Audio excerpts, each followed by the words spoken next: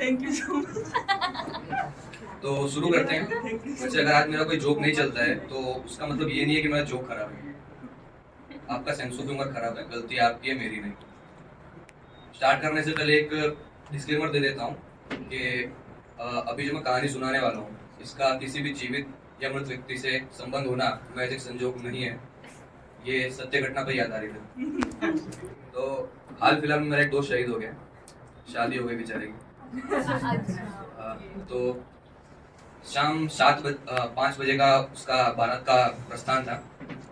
हम सब दोस्तों ने डिसाइड किया था कि बारात में जाएंगे, पर जॉब की वजह से नहीं हो पाया। तो हम 6:30 बजे के करीब मैं और मेरे 2 दोस्त बारात के लिए निकले। रास्ते में हमें बारात का कुछ सामान पड़ा मिला। दूल्हे का भाई अपने 8-10 लौंडे लपाड़ों के साथ रास्ते में सुट्टा मार रहा है। हम रुके, हमने पूछा कि भाई क्या हुआ, एकदम से यहाँ पे तेरे भाई की शादी है, रास्ते में क्या हो गया, किसका वेट कर रहे हैं? घोड़ी का। हम एकदम शॉक हो गए कि अभी शादी की मतलब बारात 5 बजे निकलनी थी, अभी 7 बजने को है, घोड़ी का आता पता नहीं है, और इसको कोई पड़ी ही नहीं है।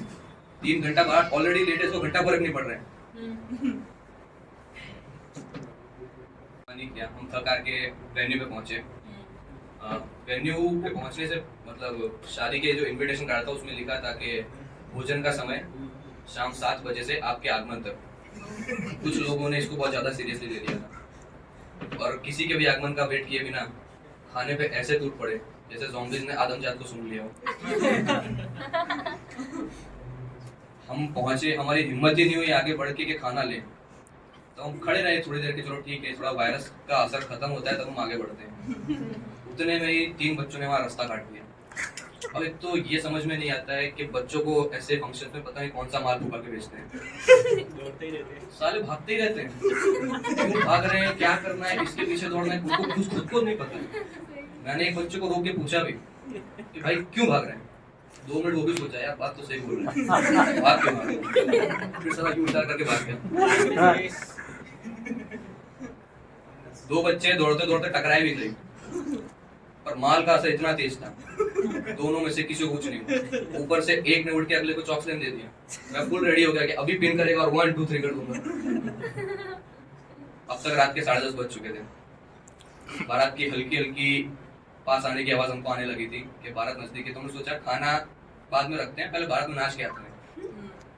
बाहर पहुंचते हम क्या देखते हैं जो एक यूपी की शादी में सबसे ज्यादा जरूरी होता है, झगड़ा। और झगड़े से मेरा मतलब ये नहीं है कि बहस बोलचाल, मारा मारी, हाथापाई, एक दूसरे के बाल नोच के पटकना, कपड़े फाड़ना, ये मारा मारी यूपी की शादियों में होती है। सॉरी, नेक्स्ट लाइन थी यार मेरी।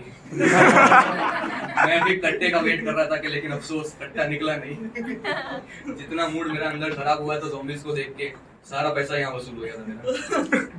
हम लोग वापिस आए, सब कुछ निपटा के, जैसे सब कुछ शांत हुआ। वायरस अभी भी खत्म नहीं हुआ, वायरस वैसे का वैसे। हमने हिम्मत की, आगे बढ़े, हमने प्लेट ली, 3 दोस्तों के बीच में 1 प्लेट, बहुत नाइंसाफी। साले ज़ॉम्बीज़ थाली कटोरी चम्मच तक खा गए। हमने दाल चावल, वो चाट खाने की चपटी चम्मच आती लकड़ी की, उससे दाल चावल खाए हमने। अब तक ये डिसाइड हो चुका था कि हम शगुन नहीं देने वाले।